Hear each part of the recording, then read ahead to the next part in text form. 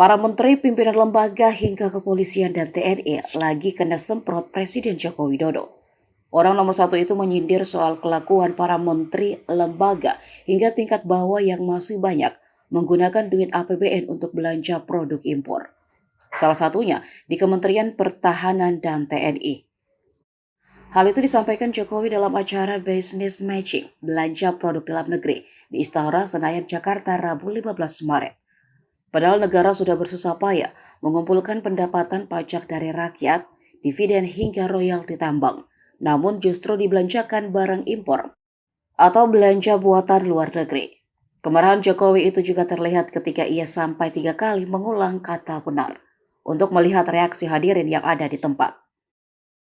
Tak ada senyum ketika Jokowi mengatakan kaget saat tahu orang-orang pemerintahan justru lebih banyak melakukan pembelian produk dari luar, padahal uang itu dari APBN yang dikumpulkan.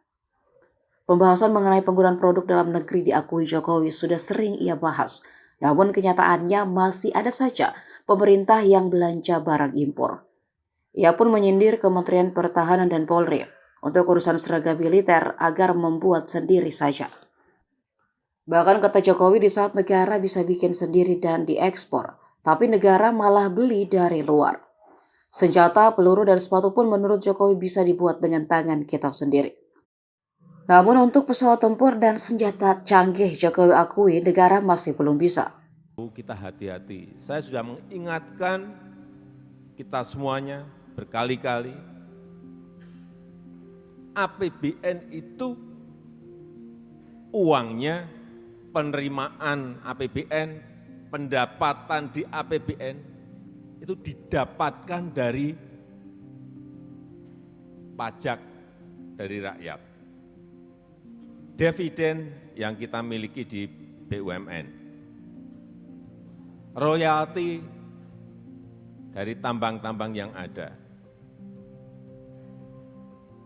penerimaan bukan pajak yang juga kita dapatkan, dikumpulkan dengan sangat sulit, tidak mudah, sehingga terkumpul pendapatan negara itu. Kemudian kita belikan produk impor. Kemudian kita belikan produk buatan luar negeri. Benar.